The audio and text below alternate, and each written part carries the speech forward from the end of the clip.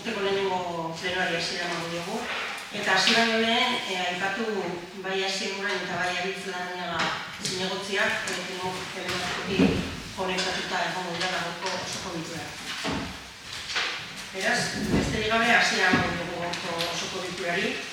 Lehenengo puntua, aurreko bilkurari dagokion aktaren zirriborroa onartzea hala badagokio. Ez dakit inor badauka zerbait esateko, aipatzeko, komentatzeko? Bai. Aipapen bat,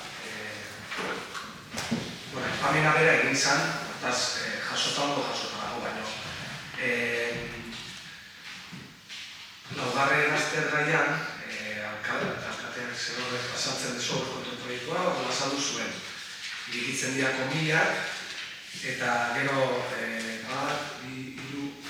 laugarren paragrafoa izango ditzatekena lerro bakarrak jartzen duela. Diruzaberi dagokionez. Hor, bigarren atalean jartzen du. Foru funtxetatik aurrekontuaren 1,53 jasoko dugu. 5.400.649 euro. Baina, behitzen baldin badegu dokumentazioa bilkurara ekarritakoa, txostena taulak, zifra beste bada. Eta konsulta eginda kontu hartzaileekin botatzen dena argitu dezagun da 4.879.900. Orduan, kontraste hori ia zergatik handan, ia dan akatsa transkripziokoa, baina hori bestearen datu zehatza ganez, ia zerdan zuzena da. Baina aktan ondo jasota dago, zi hori da aipatu zen dut zifra. Maiztakit begiratu emarko da, eta zuzendu da da, zuzenduko dugu, esango dizuet.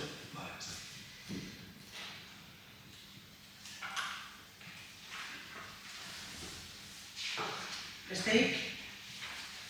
Ez. Bigarren puntura pasako gara, alkatetza dekretuen kontrola. Dago zalantzarik, zerbait ekatzekorik, zerbait esateko?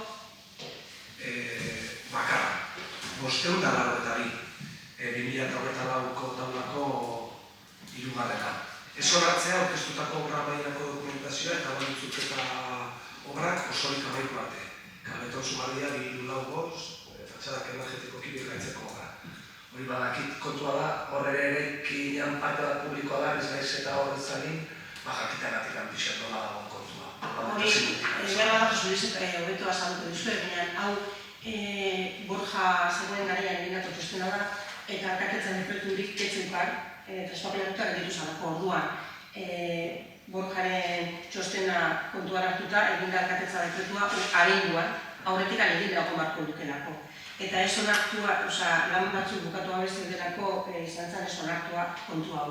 Horre beko azpiko aldeak, etxe horietako azpiko aldeak udalaren artia, uste dut operazioan dago uneko amazazpi dara gure horako zara, portentaia desentea da. Eta hor gelditu zian obra bukaera, ustezko obra bukaera zioten ararekin batera, justu bajoen gaineko kable guztiak, bista, telefono eta argindartako kableak, eta baita ere portaletako eta azpialdeko harriak garbitu gabe.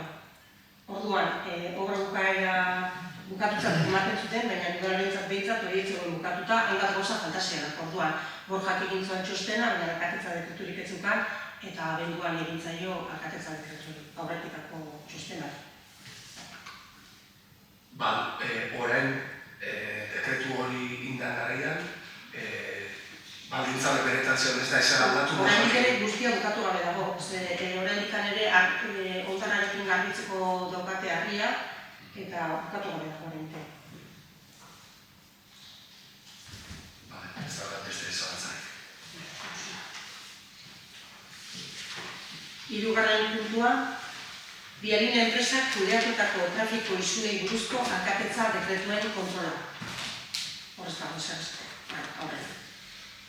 Laugarren puntua, Oiana Irusta EH Bildu udaltaldeko zinegotziaren karguari uko egitearen berri hartzea.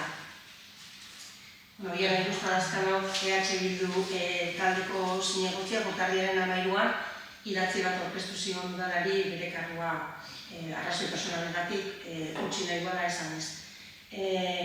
legeak agintzen du horren berri osoko bilkurari ematea, eta osoko bilkuraren jakinarazpena gero Madrilera behantzea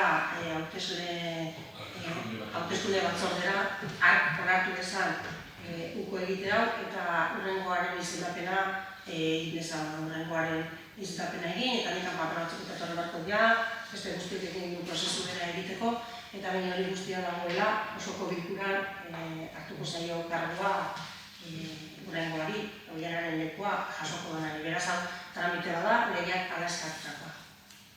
Orduan gaur hemen, eta noker jakinaren gainean gelditzen gara, bi artiko aurrera, posibilizek bideratuko dugu kontua. Listo. Bosgarren puntua. Partaidetzazko hor akats bat dago enuntziatuan.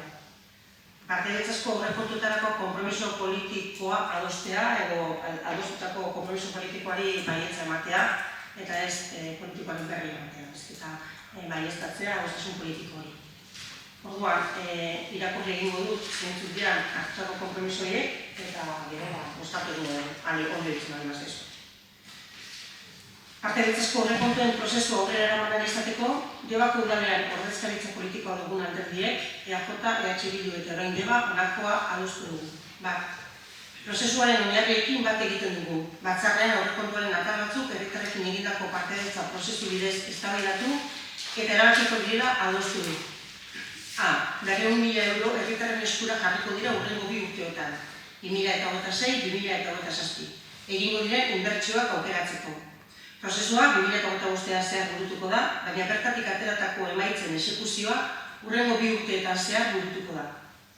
Prozesua erabakitzailea izango da zentzu honetan. Herritarrek erabakiko dutena osoko bilkuran onartzeko konpromisoa hartzen dugu. Ez da partaidetza kuotarik ezarriko. Izan ere, lehen aldiz burutuko da partaidetzazko aurrekontuen prozesu bat Deban. 3. Inbertsio handiek zein txikiek tokia izan dezaten, aurrekontu partidaren dirua 2 multzotan antolatuko da. Lehenengo multzoan 150.000 euroko aurrekontua izango da, eta bertan 18.000 eta 100.000 euro arteko proposamenak bilduko dira. Bigarren multzoan aldiz, 18.000 euro bitarteko proposamenak bilduko dira, eta honek 50.000 euroko aurrekontua izango du. Jasotzen diren proposamenen diru zenbatekoak Debako udala gordetako aurrekontu partida gainditu dezake. Izan ere, kopuru hori gainditu behar dago ondoren bozketa bat abiatu ahal izateko. 4. Itziarren eremurako egindako proposamenak ez dira prozesu honetan kontuan hartuko, eta horrela komunikatuko zaie hasieratik herritarrei. Hala eta guztiz ere, udalak konpromiso hartzen du Itziarrentzat egindako proposamenak auzo-udalari erarazten. Dena den, Itziarreko herritarrek prozesurako proposamenak egin eta proposamen bozketan parte hartzeko aukera izango dute Debako beste herritarrek bezala. 5. Alderdi politikoetako ordezkariok prozesuko lan mahaiak eginkizun hauek beteko ditugula adostu dugu. A. Herritarrek proposamenak egiteko epea zabalduko da urtarrilaren amaieratik otsailaren erdialdera bitarte. Aldizkari bat eraraziko zaie Debako herritarrei parte hartze prozesuaren nondik norakoak azaltzeko eta lehenengo faseko batzar ireki, ekitaldi, zein proiektuen erakusketa data eta lekua jakinarazteko. B. Prozesuaren gidaritzarako berme batzorde herritarra osatzeko konpromisoa hartzen dugu. Berme batzorde hau herriko eragileek eta udal teknikariek osatuko dute. Guztira Debako 12 herritar inguru izango dira berme batzordeko partaideak. Horretaz gain, 2 udal teknikarik ere osatuko dute berme batzordea. C. Berme batzordean onartuko dira jasotoko proposamenak lehenesteko irizpideak. Talde politikoek ez dugu erabaki horretan parte hartuko. D. 16 urtetik gorako herritarrek modu arruntean parte hartzeko aukera izango dute. Baina proposamen fasean, zein bozketa fasean, 6 urtetik gorako herritarrak parte hartzeko aukera izango dute. Adin txikikoen parte hartze egokia bermatzeko asmoz, eskolekin eta behar izatekotan gaztelekuarekin egingo da lan. Eskoletan proposamenak biltzeko lanketa egingo dira bertako irakasle, zuzendari edo ikasketa buruekin. Bozketa fasean datuen babeserako legea betetzeko, adin txikikoentzat euskarri paralelo bat sortuko da. Dena den, bozkatzeko proposamen zerrenda bere izango dute aurrek eta Debako beste herritar guztiek. Hemen E eta F puntuak berdinak dira, beraz, bietako bat keniko dugu. Informazioa emateko fase bakoitzari lotutako dokumentazio aurkeztuko zaie udaltalde guztiei. Lehenengo fasean, proposamenen zerrenda ordenatua eta horien azterketa. Bigarren fasean, berle batzordeak bozketa faserako lehenetxetako proposamenak. Azken fasean, bozketen emaitzak. Ordengaratu goden aurrekontu parte hartzailean erabakitako proposamenen jarraipen egiteko konpromisoa hartzen dugu. Proposamenen egoera eguneratuko da eta herritarren esku jarriko da. 2025 urtearen amaieran, 2026 urtean martxan jarriko direnak adostea udal taldeekin. Eta ondoren, herritarrei komunikatzea aurrekontuak onartzearekin batera. 2026ko ekainean, jarraipen lan bilera eta herritarrei proiektuen egoeraren berri eman. Egin direnak, martxan daudenak, atzerapena daramatenak. 2026ko azaroaren hasieran, 2027 urtean martxan jarriko direnak adostea udal taldeekin. Eta ondoren, herritarrei komunikatzea aurrekontuak onartzearekin batera. 2027ko urrian, jarraipen lan bilera eta herritarrei proiektuen egoeraren berri eman. Egin direnak, martxan daudenak, atzerapena daramatenak. 2027ko azaroan, lehen aurrekontu parte hartzaileen inguruko balorazioa egin eta ondorioak atera datozen urteei begira. Aurtengo erronka izango da komunikazioa indartu eta herritarrei ahalik eta baldintza egokienak bermatzea, parte hartzea zabaltzeko. Prozesuan zehar desadostasunik izan ezkero, horiek komunikatu eta kudeatzeko borondatea adierazten dugu. Zalantza edo desadostasun baten aurrean aholkularitzarekin harremanetan jartzea izango da lehen urratsa. Eta teknikari hauekin adostuko da desadostasuna kudeatzeko prozedura.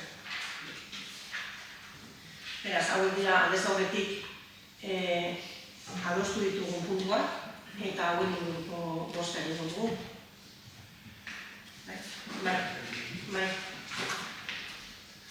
Nik diru ekarpeneko atuzkede bat, kontu ortografiko eta hori errepikatuta ziola, laugarren puntuan beharko duke itziarko eremurako,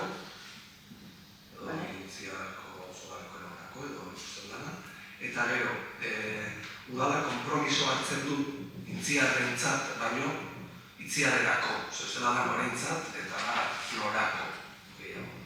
Eta gero, proposamenak osudalari helarazteko konpromisoa ez helarazten. Eta lerro berberean, dena den, itziarreko behar denan, itziarko. Hori, ortografia egin.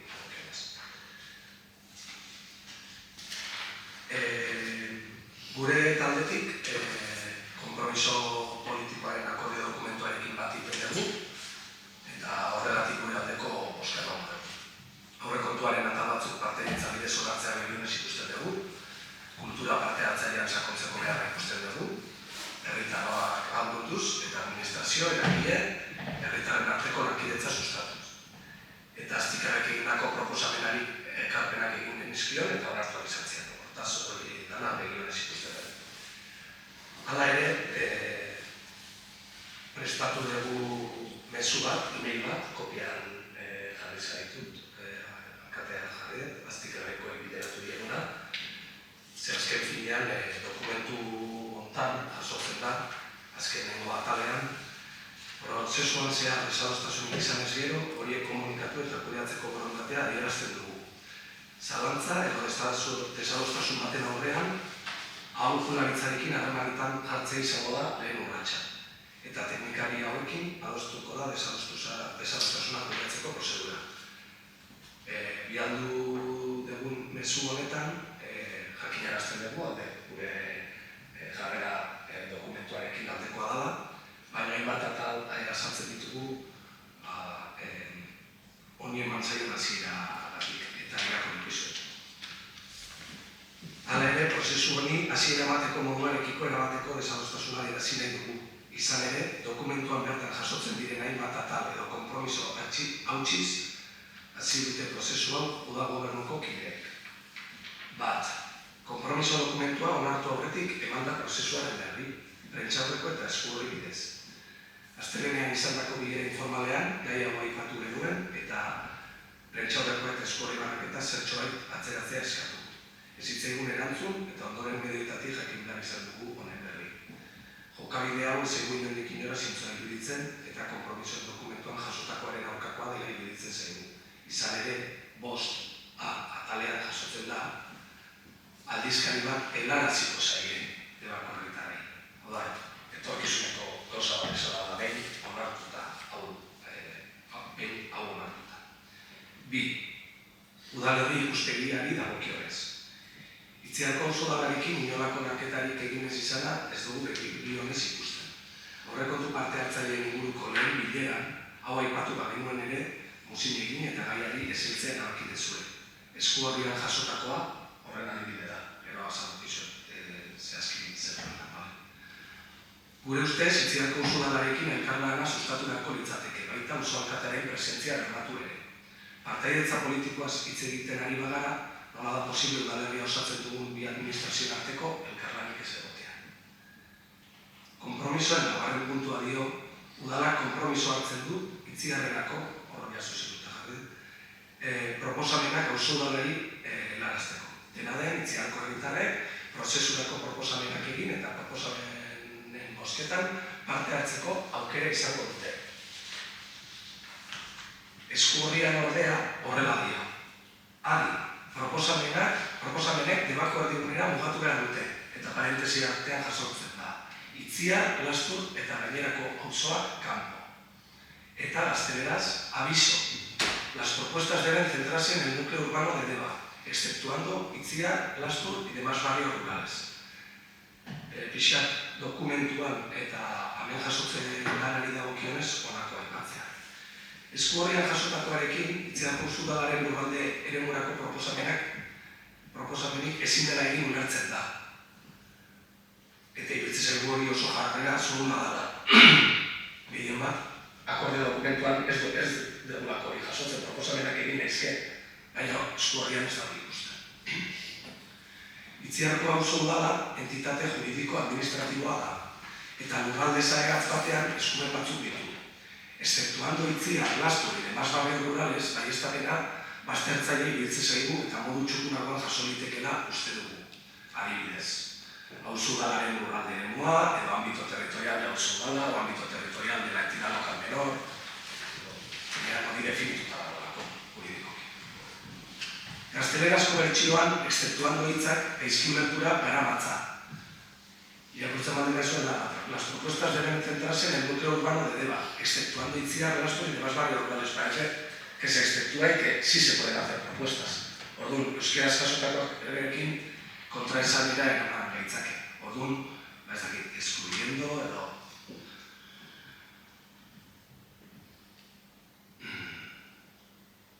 Zoritxarrez ez dugu ekarpen hauek egiteko aukerarik izan, ez baitugu esku horri honen berri izan argitaratu izan da arte. Auzo udalaren eremuan bizi diren herritarrak, Deba udalerriko herritarrak dira. Prozesuan parte hartzeko haien eskubidea bermatu dadin, Deba herriguneko herritarrek jasotzen duten informazio berbera jaso behar dute. Eta gure galdera da, zergatik erabaki du Odual Gobernuak auzo udaleko eremuan esku horien banaketa ez egitea. Gogorarazi nahi dugu, pasaren astereneko bilera informalean, hau horrela egitea zuzen ezela adierazi geniela alkate eta gobernuko kidei.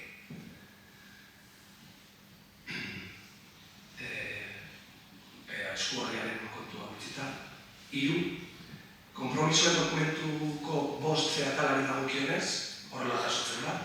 Berme batzordean onartuko dira jasotako proposamenak lehenesteko irizpideak. Talde politikook ez dugu erabaki horretan parte hartuko. Hortan ados daude, baina ondo legoke onartutako irizpideak zeintzu diren, edo zeintzuk izango diren, ezagutzea. 4. Konpromisoen dokumentuko 5H atalari dagokionez horrela jasotzen da. Aurtengo erronka izango da komunikazio indartu eta herritarrei ahalik eta baldintzak egokienak bermatzea, parte hartzea zabaltzeko. Eta gure kezka nola bermatu nahi ditu udal gobernuak herritarrekiko baldintza horiek, ez badira gai izan zerbait argitaratu baino lehenago herritarron ordezkari gainokin partekatzeko. Eta 5. Konpromisoen dokumentuko 5I atalari dagokionez, azkena hirugarren aldia izango zen irakurtzen dena, eta egingo.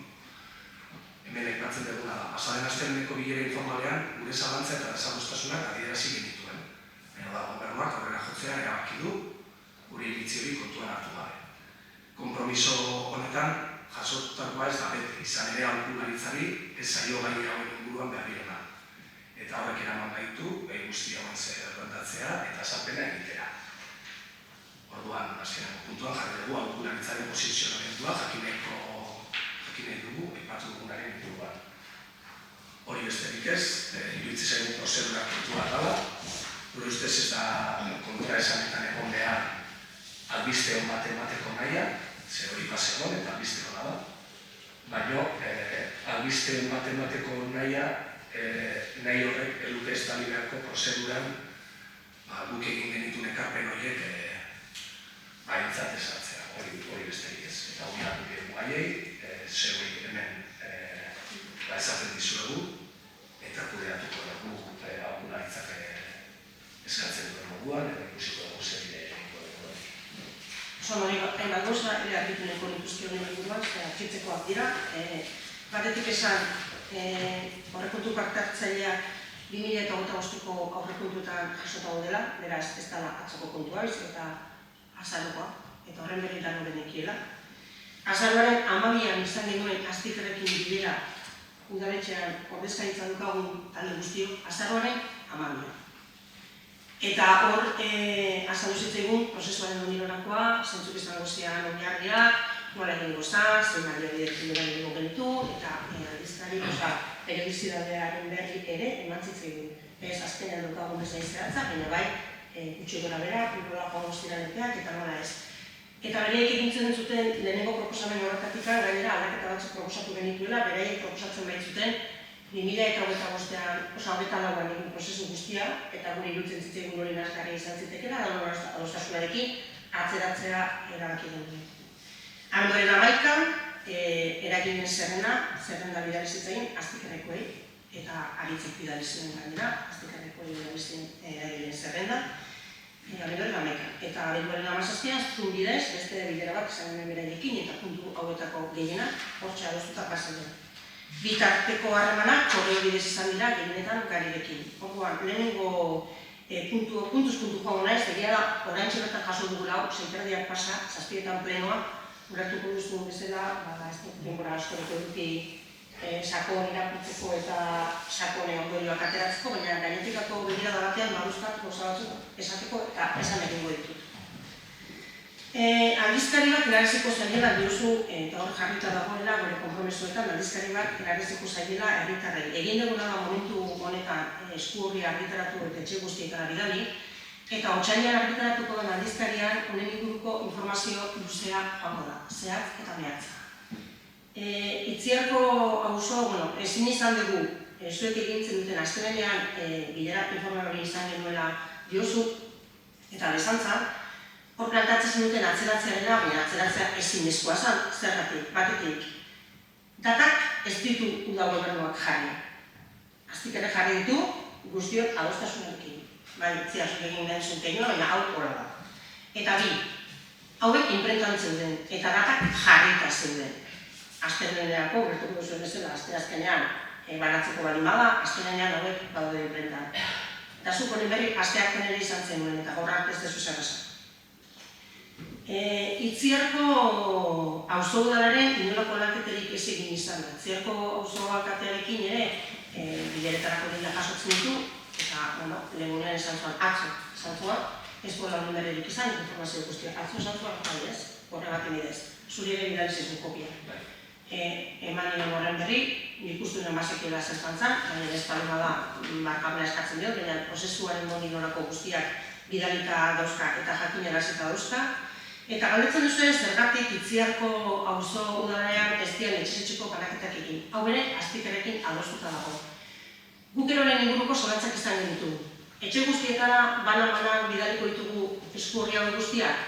Itziarko auzo udaleko bizikidetza, bertan bizitza jendeak baditu proposamenak eta bozketa parte hartzeko eskubide guztiak dauzka. Baina proposamenak eta hori ere guztion artean adostutakoa da gilen, Debako udalerriari, kaskoari, baino egokituko etxeizkion proposamenak izango dira. Beraz, ez zigun iruditzen oso normalazanik, etxezetxeko banaketa egiteko, baina bai, Itziarko arreta zerbitzuan, postontzia dagoela eta esku horiek ere badaudela. Eta hori, prentsa bidez ere egin da. Astelehenean gainera, jendaurreko bilera izango da, bilera irekia, eta hor azalduko dira puntu guztiak. Nola parte hartu daitekeen, zer egingo da, eta hori nolakoak zehaztasun guztiarekin. Beraz, Itziarko auzodadeko lurralde eremuan proposamenik ez egitea guztionak adostutakoa izan zen. Esan dizu zergatikan ez da etxe banaketarik egin. Esan dizuen, Itziarko auzodadeko arreta zerbitzuan 100 jarri dira eta postontzia ere badago jarrita. Diozu nola bermatu nahi dugun gobernuak herritarrekiko baldintza horiek ez badira gai izan, zerbait argitaratu baino lehenago herritarren argiztari garen horrekin partekatzeko. Hemen dagoen informazioa, ez dakit zergatikan partekatu behar dugun inorekin, hemen dagoen informazioa da, hemen jasotzen dena modu laburtuan egin da. Ez dago gehiagorik. Beraz, iruditzen zait, egia da nik ere behar bada Itziar gaztu eta gainerako osoak kanpo hori emago dizutela arrazoiak eta Itziarko oso dela jarrizten bagenu askoz ere argiagoa izango ez dela. Horrekin adosu nago. Beste guztietan ez dut uste hemen dagoen ezer daukanetan horrek ezer esatukorik. Eta gero bukatzeko datak zehaztuta zeudela eta imprentan guztia zegoela aldez horrekin. Eta orduan aldatzeko aukerarik ez zegoela.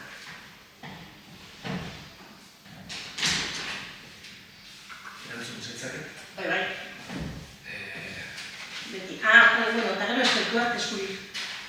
Exceptuar excluir sinónimos dira. Exceptuar, excluir a alguien o algo de la generalidad de lo que se trata o de la regla común. Excluir, quitar a alguien o algo del lugar que ocupaba o prescindir de él o de ella. Sinónimos dira. Vale, eskerrik asko.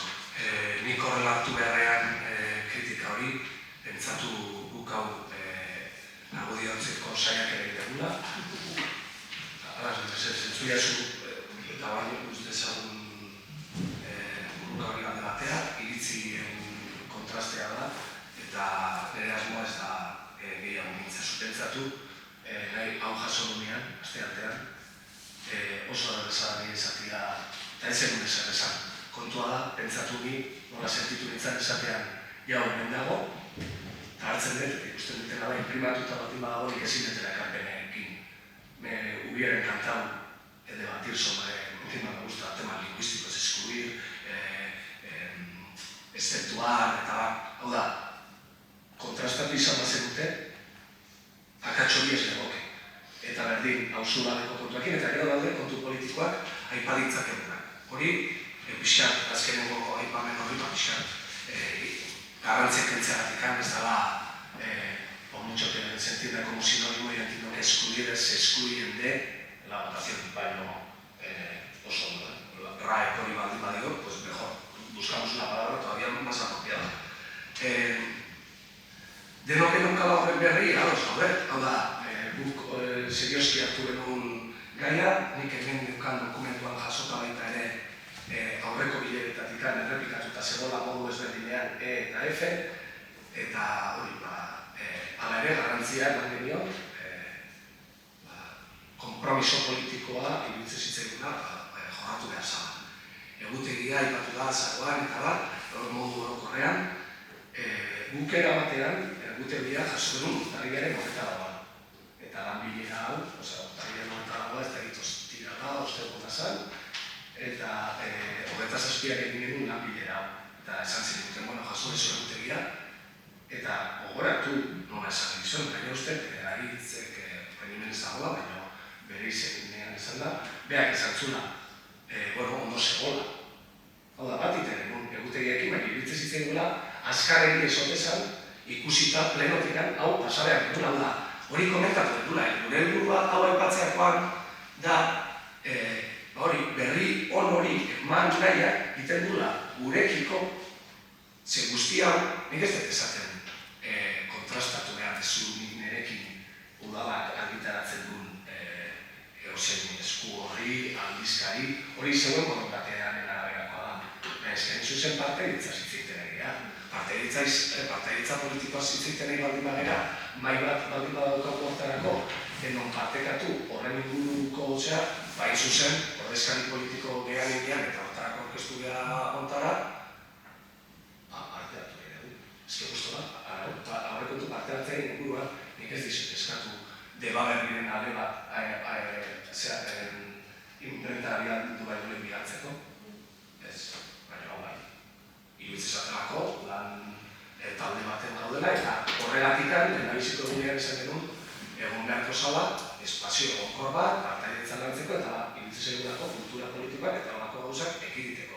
Hori gure ikustegia da, hortaz, ikusten dugunean, praktikan, joera hori gabiatzen dela eta zuek zeuen egutegiakin mantendu zeatera nahiz eta duk esan, hobeto zala, zertxo gaitatzen azera, guk ez genuen esaten zuei denbora alarazteko, si ez genekin imprentan zehon.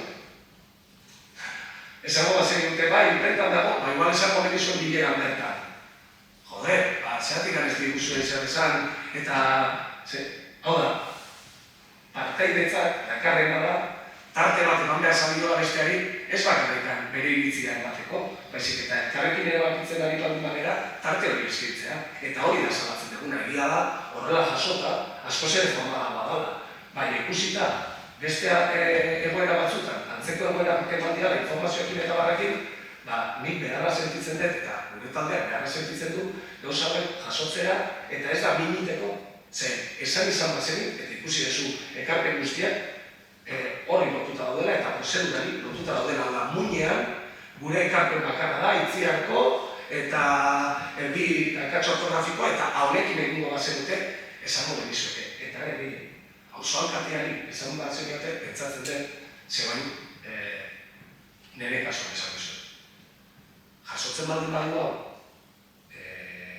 itziarko eremuko herritar batek, edo lasturen bizidan batek, honek txokatu dio, nahiz eta borondateon guztiarekin inde egon, eta nahiz eta amazio bat izut, horrela honatu denun, adostuta zeon, daron artean, ze ere dutara, finkatuko zian proiektuak horrez daukagu. Hor, esan genuen, lanketa bat egin beharko litzatekela oso udalarekin, elkarlanean proiektuak ateratzeko udalen ikuspegia, esan genuen hori, kedoen nada, hori ja, kontu kedoen nada esaten dut, ez genuela biderik finkatu hori jorratzen jarraitzeko edo zer bideratan nikoen. Hori horrela geratu zen. Akordia hori izanik ere, eremu, usudaleko eremuko edo seinalitarrek hau jasotzen baldin badu, iruditzezat sentitzen dula, ezin dula ekarpen hori egin, nahiz eta gero, adibidez webgunean jartzen du, eta asko zer hobeto jasota dago da, nien eiz esaten ari, fata, atzera, esaten egin da, eros hauek ekidin altzina, eta esan egin. Ze frustratuetik pertsonaki egin egon da eta gai hauetan sekulako lana eginda, holako txikikeritak bilunak izatea. Eta horretik ez da prentxaurreko batekin gabiltzala, ez behar dugu mil bat, hemen irakurtzen dugu, iruditzen zen oso pelikula da horretarako lekua, bere seriotasunakin nahiz eta 100.000 euro dira. Oda, udala horrekontuaren oso zehar txikia da, baino, berriro ere erakusten du iteko modu bat, nun gu uste gaitun kanpoan, eta hori ez da zuzena, gure ustez. Eta amaitzeko. Aztikerrekin adostuta zegoela banaketa egitearena, edo imprentan egotearena. Hori udal gobernuak hartzen dut erabaki bada. Hau da, noiz jungo dan, Debaberri, noiz aterako dan, noiz bialduko zeien gutun bat herritari, hori alkatetzak horatzen du. Orduan, nik ulertzen dut, prozedura baian, zeuek komunikazio arduradunarekin, edo aztikerrekin, edo dana enpresakin, gauzaiek kudeatzen dituzena. Kontua da, gure ustez, eta hori komentatu genizuen ez hitzaiguna oso zuzena iruditzen, nola sentituko da baita ere, auzo udaleko eremuan bizian, debar bat, demagun proposamenean ertetzen da. Azpiriturek polikiroldegian, ez dakizer, zerbitzu, adelana, ez dakizer, eta itea, eta gaina, por maioria bastante. Igualitzea eta pilo batek. Olazturtanak, edo horixak, edo denbaz barrio rurales horietako askok ikusten dute. Hau da, nire ustez, eskaini behar zaie aukera, berdina, egia da, deba erdiduneko batek asko zer gertuago dauka hori. Baina nire ustez, bestei egaraz irazaiet, debako herritardian egian eta azpiegitura horiek, udal herriko azpiegitura eta hobekuntzak izango dian egian. Zer da, hartzabal sartzen da hor, ala ez da sartzen. Orduan, horretik esaten dut. Baina, ez ditu lertzen zakazakan ari zena, gine honetan azatezu. Aztikarekin adostu dezutela, banaketa, auzudaleko eremuan, ez egitea etxe herritar guztiei, baina Debako kaskoan bai. Eta horrek, nire ustez, sortzen du diskriminazio bat, Debarrak, kalidade berekoak dian, Debarrak, kasutan, irudode auzudaleko eremuan bizitela, zergatik ez dugu jaro, zergatik ez du jaso behar hau etxean. Nire ustez jaso behar du, Lersundi 22 bizidan herritar baten ezela.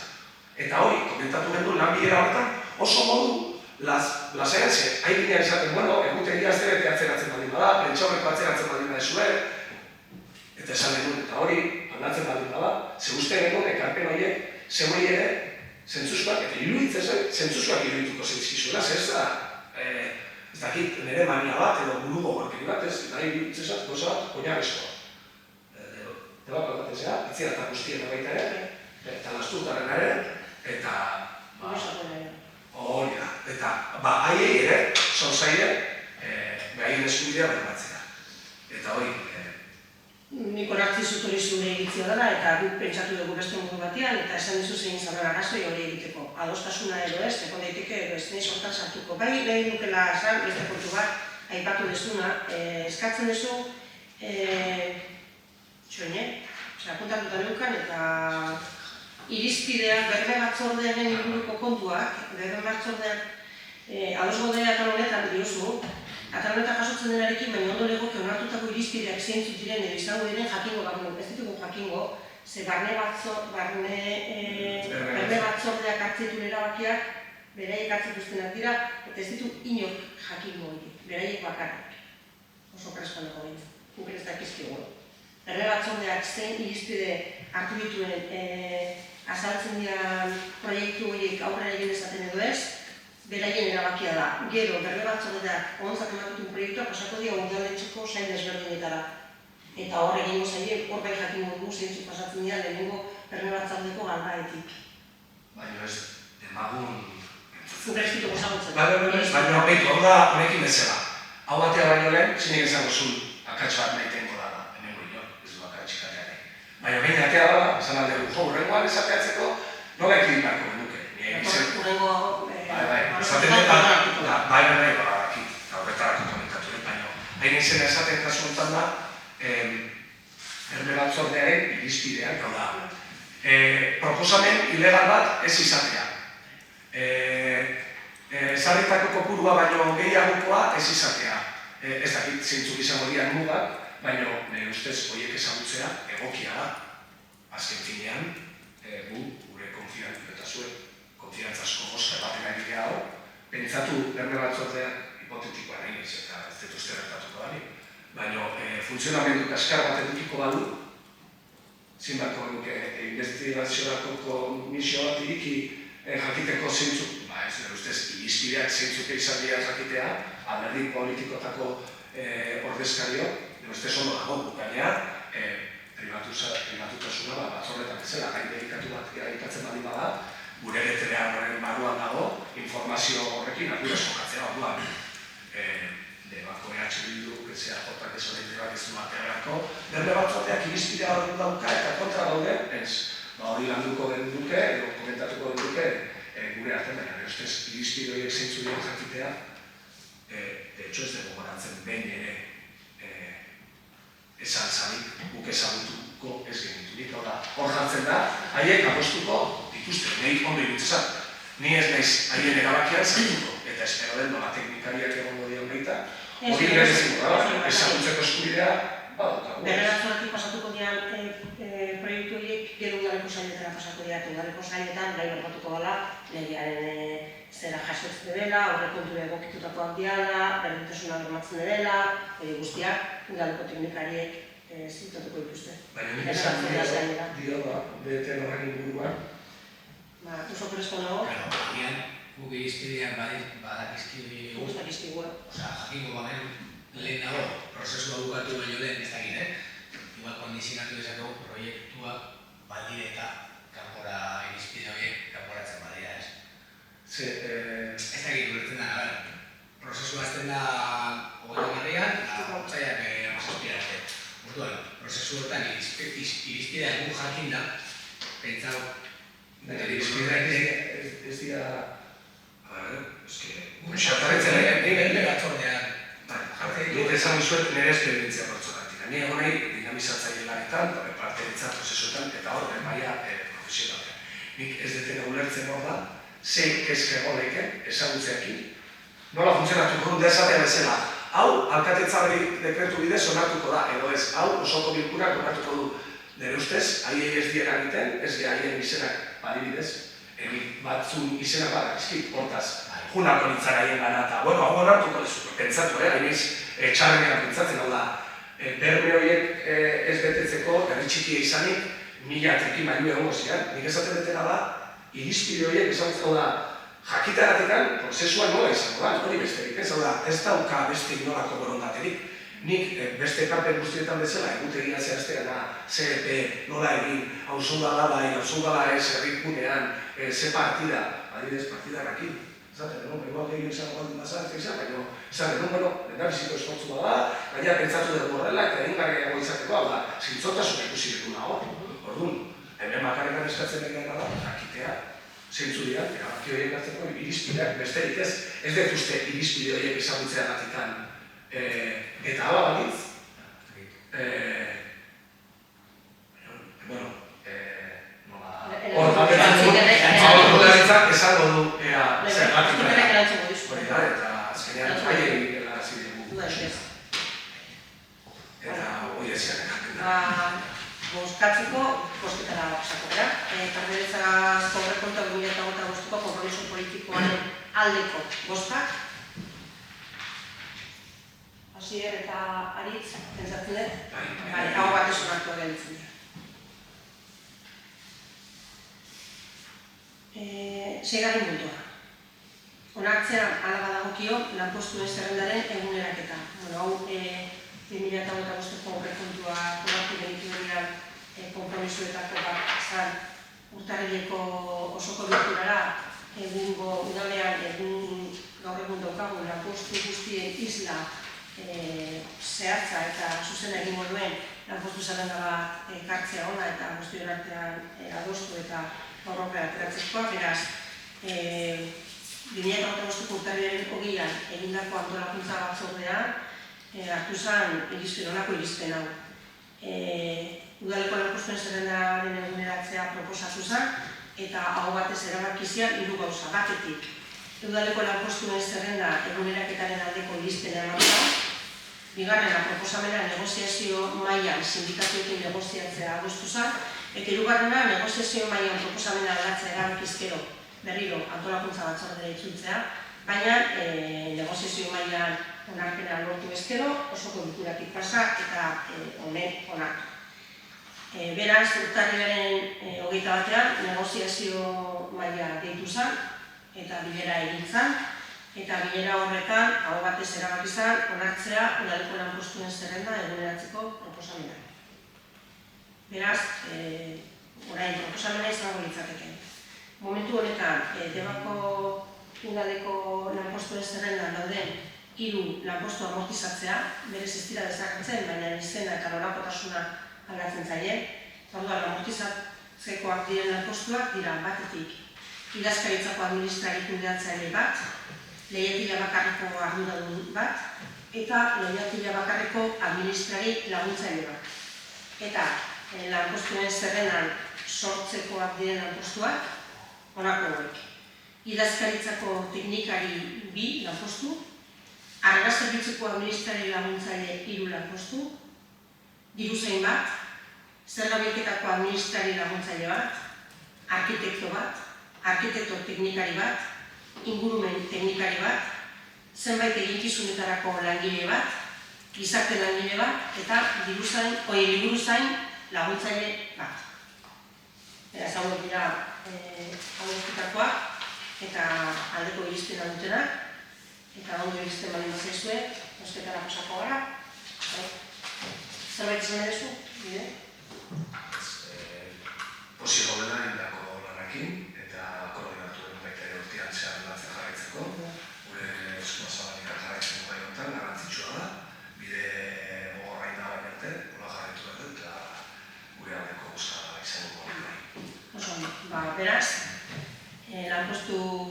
udaleko lanpostu zerrendan aldaketa hauek egitearen aldeko bozkak. Hasier eta Jaritzek ere baiezko eman dute. Beraz, hau batez onartu egiten da, Debako udaleko lanpostuen zerrenda. 2025 urtean zehar, Irenek esan bezala, lanpostu bakoitzaren balorazioa egingo da, eta hartu beharreko neurriak zeintzuk.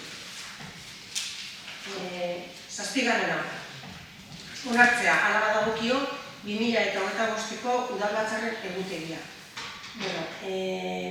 Udalbatzarrak 2023ko uztailaren 12an egindako osoko bilkuran erabaki zuen osoko bilkuren ohiko batzarrak izango ziren hilabete bakoitzeko azken ostegunetan.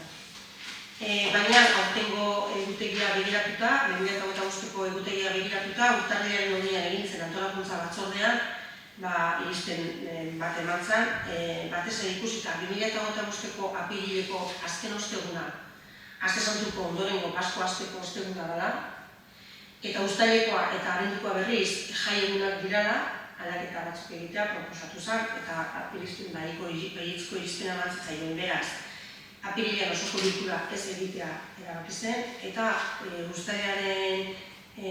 uztaileko bilera ostegunean egin ordez asteazkenean egin, eta abendukoa berriz 18ra aurreratu. Beraz, datorren urte honetako osoko bilkuren egutegi honakoa izango da. Urtarrilekoa, gaurkoa, 30 osteguna. Otsailaren 27an osteguna. Martxoaren 27an osteguna. Esan dugun bezala apirilean ez egitea proposatzen da. Maiatzean 29 osteguna. Ekainean 26 osteguna. Uztailean 23 asteazkena.